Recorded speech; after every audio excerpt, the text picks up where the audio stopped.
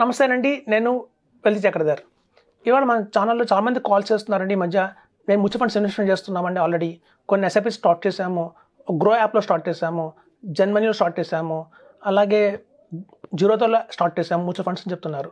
చూడండి, grow app కావచ్చు, Zerodha app కావచ్చు, ఇవన్నీ కూడా dedicated to mutual funds apps కావండి. వాళ్ళ కోర్ బిజినెస్ వచ్చి ట్రేడింగ్.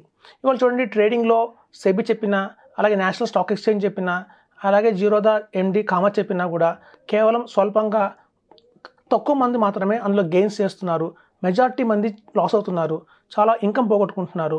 వాళ్ళ సేవింగ్స్ అన్నిటిని కూడా బర్న్ చేసుకుంటున్నారు ట్రేడింగ్స్ వల్ల అని చెప్పి ఎలా కంట్రోల్ చేయాలని చెప్పి మీకు తెలిసిన విషయమే. ఈ మధ్య ట్యాక్స్లో కూడా చాలా భారీగా మార్పులు తెచ్చారు కంట్రోల్ చేయడం కోసం. సో ఎప్పుడైతే వాళ్ళ కోర్ బిజినెస్ ఏదైతే ఉందో, ట్రేడింగ్ కంపెనీ ఏదైతే ఉందో, ట్రేడింగ్ ప్లాట్ఫామ్స్ ఏవైతే ఉన్నాయో అవి కనుక దెబ్బతింటే ఆటోమేటిక్గా దాని ఇంపాక్ట్ అనేది వాళ్ళ మ్యూచువల్ ఫండ్స్ మీద కూడా పడుతుంది. సో కాబట్టి ఎవరైతే డైరెక్ట్ ప్లాన్స్లో ఇన్వెస్ట్మెంట్ చేద్దాం అనుకుంటున్నారో, మాకు మామూలుగా ఇన్వెస్ట్ చేసుకుంటాం, మాకు ఏ అడ్వైజర్ వల్ల సహాయం అవసరం లేదు అనుకున్న వాళ్ళకి మాత్రం గ్రో యాప్ని, జీరోదాకి వెళ్ళకండి. డెడికేటెడ్గా కొన్ని ప్లాట్ఫామ్స్ ఉన్నాయండి. లైక్ క్యాంప్స్ ఆన్లైన్ కావచ్చు, కే ఫిన్టెక్ అంటారు, అండ్ కార్వీ వాళ్ళది. ఇప్పుడు చూడండి, రిజిస్ట్రార్స్ అంటారు వీళ్ళని. సెబీ దగ్గర ఆథరైజ్డ్గా రిజిస్ట్రార్స్ కొంతమంది ఉన్నారండి. అలాగే మనకి క్యాంప్స్ వస్తుంది, క్యాంప్స్ ఆన్లైన్. మీరు చూడండి, ఎస్బీఐ మ్యూచువల్ ఫండ్లో ఇన్వెస్ట్మెంట్ చేసిన, హెచ్డిఎఫ్సిలో మ్యూచువల్ ఫండ్లో ఇన్వెస్ట్మెంట్ చేసిన, ఐసిఐఎస్లో ఇన్వెస్ట్మెంట్ చేసిన, డిఎస్పీలో చేసిన, సో టాటాలో చేసిన, ఇట్లాంటి కొన్ని కంపెనీలు అన్నింటి కూడా క్యాంప్సే రిజిస్ట్రార్స్ అండి. మనం ఇన్వెస్ట్మెంట్ చేసేది వాళ్ళ దగ్గర ఐసిఐసిఐలో కావచ్చు, ఎస్బీఐలో కావచ్చు, హెచ్డిఎఫ్సిలో కావచ్చు. వాళ్ళు కేవలం ఆ ఫండ్ని పర్ఫార్మెన్స్ చేయడం వరకే, ఆ ఫండ్స్లో ఎలాంటి స్టాక్స్ కొనాలి అలాంటి నిర్ణయాలు తీసుకోవడం వరకే వాళ్ళ వంతు. తక్కిన ఏదైతే రిజిస్ట్రేషన్ ప్రాసెస్ ఉంటుందో, మీ ఫోన్ నెంబర్ అలాట్ చేయడం కానివ్వండి, లేకపోతే మీకు యూనిట్స్ అలాట్ చేయడం కానివ్వండి, అలాగే రేపొద్దున మీరు అమ్మినప్పుడు సెల్ చేద్దాం అనుకుంటున్నప్పుడు ఆ రిడెంప్షన్ ప్రాసెస్ చేయడం కానివ్వండి, ఇవన్నీ కూడా చూసేది ఎవరంటే క్యాంప్స్ చూస్తుంది. సో ఒక 20 మ్యూచువల్ ఫండ్ కంపెనీస్కి క్యాంప్స్, ఒక 10-15 కంపెనీస్కి కే ఫిన్టెక్ అంటే కార్వీ వాళ్ళ ఫిన్టెక్ ఉంది. సో ఈ రెండేనండి మెయిన్ బాడీస్. వీళ్ళిద్దరి దగ్గర అన్ని కంట్రోల్లో ఉంటాయి. కాబట్టి మీరు చూడండి, ఇప్పుడు జీరోదా ఉంది, లేదా ఆప్ స్టాక్స్ ఉంది, లేదా గ్రో యాప్స్ ఉన్నాయి. ఇవన్నీ టెంపరీ, ఇవాళ భూమిలో ఉన్నాయి. రేపు పొద్దున్న ఇంకో 5 years తర్వాత వాటి మించి ఏ టెక్నాలజీతో వేరే యాప్స్ వస్తే ట్రేడర్స్ అందరూ దానికి వెళ్ళిపోతారు. సో మీ పరిస్థితి ఏంటప్పుడు? ఇప్పుడు నెక్స్ట్ ఎగ్జాంపుల్ చెప్తాను చూడండి, మీకు అంతగా అర్థం ఎలాగ చెప్తా. ఇప్పుడు మనం టెంపుల్కి వెళ్ళామండి, శివాలయం టెంపుల్కి వెళ్ళాం. టెంపుల్కి వెళ్తే చెప్పులు స్టాండ్ ఒకటి ఉంటుంది. సో ఆ చెప్పుల స్టాండ్ అనేది ఆ టెంపుల్కి పర్మనెంట్, ఎప్పటికీ ఉంటాయి. చాలామంది ఏం చేస్తారంటే కొబ్బరికాయలు వాళ్ళ దగ్గర చెప్పులు పెడతారు. ఎలా కొబ్బరికాయ కొంటున్నాం కదా, చెప్పులు చూస్తుంటాడులే అని చెప్పి వాడి దగ్గర చెప్పులు పెడతాం. ఇప్పుడు చూడండి, కొబ్బరికాయలు ఉన్నంతకాలం వాడు బాగానే ఉంటాడు. సో కొబ్బరికాయలు అమ్ముడుపోయాయి కూడా అన్ని వాడు వెళ్ళిపోతారు అక్కడి నుంచి. మన 500 రూపాయల చెప్పులు గోవిందా. సో కాబట్టి ఏంటంటే అలా కొబ్బరికాయలు అమ్మేవాడి దగ్గర ఎవరైతే కోర్గా ఉండరో బ్రదర్ మనం పెట్టదని చెప్తున్నాను. ఇప్పుడు చూడండి, డెడికేటెడ్గా ఏదైతే స్పెసిఫిక్గా వాటి కోసం మాత్రమే పనిచేసే ఉంటాయో అవి ఎప్పటికీ ఉంటాయి.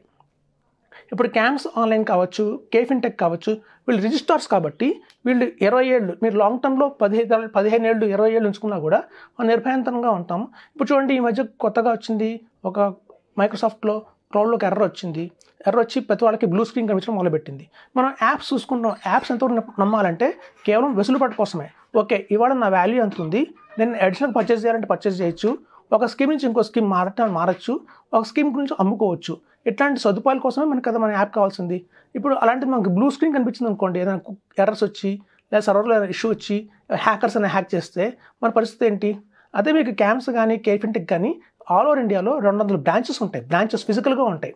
సో మనం యాప్ని వాడుకుంటాం, వాళ్ళు ఇచ్చే యాప్ని. క్యాంప్స్ వాళ్ళ యాప్ కావచ్చు, కార్వీ వాళ్ళ యాప్ కావచ్చు. ఒకవేళ అందులో కూడా ఇబ్బంది వస్తే డైరెక్ట్గా మనం బ్రాంచ్కే వెళ్ళి ఒక కాగితం మీద రిడెంప్షన్ ఫామ్ అనేది ఒకటి ఉంటుంది. ఆ ఫామ్ మీద మీ పేరు, ఫోన్ నెంబరు, స్కీమ్ నేము రాసి పేపర్ సబ్మిట్ చేస్తే 3 daysలో మీ డబ్బులు మీ అకౌంట్లో ఉంటాయి. సో అలా ఫిజికల్గా మనకు ఆఫీసులు ఉంటే ఆ భద్రత వేరుగా ఉంటుంది. ఇవాళ మనం ఇన్వెస్ట్మెంట్ మొదలుపెట్టాం, 10,000 రూపాయల ఎస్ఐపితో మొదలుపెట్టాం, లేదా 25,000 ఎస్ఐపితో మొదలుపెట్టాం. సో మనకి ఎప్పుడైతే 25,000, 10,000 ఎస్ఐపితో మొదలుపెడుతున్నామో దాని ఇంపాక్ట్ మన మైండ్లో పడదండి. ఎప్పుడైతే గణనీయంగా ఫ్యూచర్లో 10 సంవత్సరాల తర్వాత దాని వాల్యూ 50 లక్షలు, ₹1 కోటి అన్నప్పుడు, 20 కోట్ల రూపాయలు నేను ఒక యాప్ల మీద డిపెండ్ అయి ఉన్నాను, రేపొద్దున యాప్కి ఏమైనా సంబంధం అయితే నాకు ఎవరు బాధ్యులు, నాకు ఎవరైనా నాకు సపోర్ట్ చేసే వాళ్ళు ఉన్నారా అంటే ఆ రోజున క్వశ్చన్ మార్క్ వస్తుంది. సో కాబట్టి ఏంటంటే మీరు కనుక డైరెక్ట్ ప్లాన్స్లో ఇన్వెస్ట్మెంట్ చేద్దాం అనుకుంటున్నారంటే నా మాట విని ఇప్పటి నుంచైనా సరే మేల్కొని కే ఫిన్టెక్ యాప్ కానివ్వండి, లేదా క్యాంప్స్ ఆన్లైన్ యాప్ కానివ్వండి పెట్టుకోండి. ఇవి డెడికేటెడ్ టు మ్యూచువల్ ఫండ్స్ కోసమే. అందులో ట్రేడింగ్ ఉండదు, ఆప్ స్టాక్స్ లాగా వీటిలో ఏంటంటే ఫ్యూచర్స్ ఆప్షన్స్ ఉండవు, కమోడిటీ ట్రేడింగ్ ఉండదు, అలాంటివి ఏవి ఉండవు. కేవలం డెడికేటెడ్ టు మ్యూచువల్ ఫండ్స్ మాత్రమే. సో మీరైతే కనుక ట్రేడింగ్ మేము చెయ్యము, మాకు కేవలం మ్యూచువల్ ఫండ్ కోసమే కావాలి అంటే మాత్రం ఈ 2 బెస్ట్ యాప్స్ అండి. ఇవి గవర్నమెంట్ సెబీ డిజిటల్ కంట్రోల్లో ఉంటాయి కాబట్టి ఎవర్ గ్రీన్గా ఉంటాయి. సో మనకి రేపొద్దున ఫ్యూచర్లో కూడా మనకి వీటి బ్రాంచెస్ కూడా ఆల్ ఓవర్ ఇండియాలో 200 బ్రాంచెస్ ఉంటాయి కాబట్టి మీరు ఎక్కడికి వెళ్ళినా కూడా వాటి పర్ఫార్మెన్స్ తీసుకోవచ్చు, వాటి సపోర్ట్ తీసుకోవచ్చు.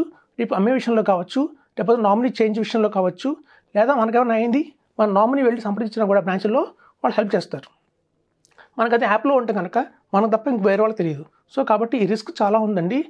ఇప్పటికైనా మనం తెలుసుకొని మీరు కనుక ఓన్లీ డెడికేటెడ్ మ్యూచువల్ ఫండ్స్ అయితే మాత్రం ఈ యాప్స్లో పెట్టుకోకండి. క్యాన్స్ కానీ కార్వి కానీ ఈ రెండు చాలా బెస్ట్ అని చెప్తున్నాను. సో డైరెక్ట్ ప్లాన్స్లో ఉన్న వాళ్ళకి ఏంటంటే అండి బెస్ట్ యాప్స్ వచ్చేసి మనకి కేఫిన్టెక్ కానివ్వండి, క్యాంప్స్ ఆన్లైన్ కానివ్వండి, ఈ రెండు కూడా బెస్ట్ ఆప్షన్స్ చెప్తున్నాను.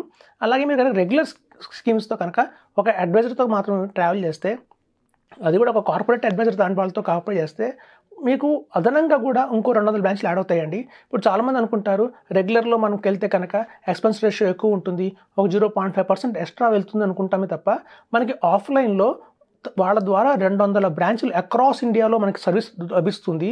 రేపు పొద్దున్న యాప్స్ కనుక ఏదైనా ఇష్యూ వచ్చినా కూడా మనం డైరెక్ట్గా బ్రాంచ్కే వెళ్ళి అక్కడ వాళ్ళని సంప్రదిస్తే అక్కడ బ్రాంచ్ మేనేజర్లు ఉంటారు, అసిస్టెంట్ బ్రాంచ్ మేనేజర్లు ఉంటారు, ఆర్ఎం టీం ఉంటుంది.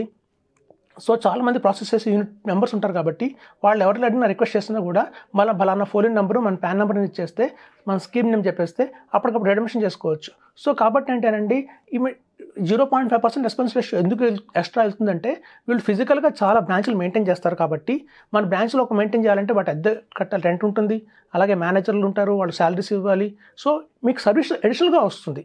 సో కాబట్టి ఏంటంటే మనం ఓన్లీ యాప్స్ అనుకుంటూ ఒక మొబైల్ మీద నమ్మకం పెట్టుకోకుండా ఇట్లాంటివి కూడా సపోర్ట్ ఉందా లేదా, బ్యాక్ అండ్ సపోర్ట్ ఉందా లేదా, ఓకే ప్లాన్ ఏ నేను అమ్మేసుకుంటాను మొబైల్ ఫోన్లో, ప్లాన్ బి ఒకవేళ అది కనుక ఏదైనా ప్రాబ్లం వచ్చిందంటే ఏంటి మన పరిస్థితి ఏంటి అని చెప్పి మనం అర్థం చేసుకోవాలి.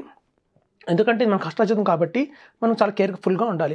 ఇప్పుడు చూడండి మీరు ఈవెన్ ఒక జిరోదా లాంటి వెబ్సైట్కి వెళ్ళి వాళ్ళ టర్మ్స్ అండ్ కండిషన్స్ మనం చాలామంది చదవండి. మనం పెద్ద మిస్టేక్ చేసేది ఏంటంటే ఈ టర్మ్స్ అండ్ కండిషన్స్ ఏం చెప్తున్నాయని చదవము. మీరు కానీ జిరోదా టర్మ్స్ అండ్ కండిషన్స్లో చూస్తే లాస్ట్లో వాళ్ళు రాస్తారు ఏదన్నా సర్వర్ హ్యాక్ జరిగినా, ఫైర్ యాక్సిడెంట్ జరిగినా, ఏదన్నా మనకి ఎర్త్క్వేక్ వచ్చినా కూడా, సునామీస్ లాంటివి వచ్చినా కూడా, ఇట్లాంటి ఏదైనా ఇష్యూస్ వస్తే మీ డేటా కనుక పోతే మాకు సంబంధం లేదన్నట్టుగా రాస్తారు వాళ్ళు. అదే మీరు క్యాంప్స్లోకి వెళ్ళి అదే టర్మ్స్ అండ్ కండిషన్స్ చదవండి, వాళ్ళు మనకు భరోసా ఇస్తుందని చెప్తారు. మీకేం ప్రాబ్లం లేదు, మేము రెస్పాన్సిబిలిటీ తీసుకుంటాం మీ ఇన్వెస్ట్మెంట్కి, మీ సర్వర్స్ మాకు చాలా స్ట్రాంగ్గా ఉన్నాయి, హ్యాకర్స్ వల్ల ఎటువంటి ప్రాబ్లం రాదు, మాకు ఈ క్లౌడ్ ఎర్రర్స్ వల్ల మాకు ఎటువంటి ప్రాబ్లం రాదు అని చెప్పి వాళ్ళకు హామీపూర్వకంగా వాళ్ళ టర్మ్స్ అండ్ కండిషన్స్ ఉంటాయి. చూడండి ఒక్క యాప్ ఏమో మాకేం సంబంధం లేదు అనే యాప్లో నమ్మకం పెట్టుకొని అక్కడ ఇన్వెస్ట్మెంట్ చేయాలా, మాదే రెస్పాన్సిబిలిటీ అనే యాప్ దగ్గర మనం ఇన్వెస్ట్మెంట్ చేయాలనేది మనమే ఆలోచించుకోవాలి. ఇప్పుడు చూడండి రీసెంట్గా కూడా మన మైక్రోసాఫ్ట్లో బగ్ వచ్చినప్పుడు వెంటనే క్యాంప్స్ వాళ్ళు ఒక స్క్రీన్ టాపప్ పెట్టారు, మన సర్వర్స్కి ఎటువంటి ప్రాబ్లం లేదు, చాలా క్లీన్గా ఉందండి, సేఫ్టీగా ఉన్నాయి, మీ ఇన్వెస్ట్మెంట్స్ ఎటువంటి ఢోకా లేదని చెప్పి వెంటనే ఒక పాప అయితే మెసేజ్ వచ్చింది. సో కాబట్టి ఏంటంటే ఫ్యూచర్లో మనం దృష్టి పెట్టుకుంటే ఎవరైతే కనుక డెడికేటెడ్ టు మ్యూచువల్ ఫండ్స్ ఉన్నారు అన్న చోట మనం మ్యూచువల్ ఫండ్స్ ఇన్వెస్ట్మెంట్ చేయాలి. కానీ ఎవరైతే కోర్ బిజినెస్ ఏదైతే ట్రేడింగ్ ఉన్నారో ఆ ట్రేడింగ్ కోర్ బిజినెస్ వాళ్ళ దగ్గర మన మ్యూచువల్ ఫండ్స్ అడిషనల్గా ఉంటుంది తప్ప దానివల్ల ఎటువంటి లాభం లేదు. మనం అట్లాంటి వాటికి దూరంగా ఉండటమే మీకు బెటర్ అని చెప్తున్నాను. Thank you.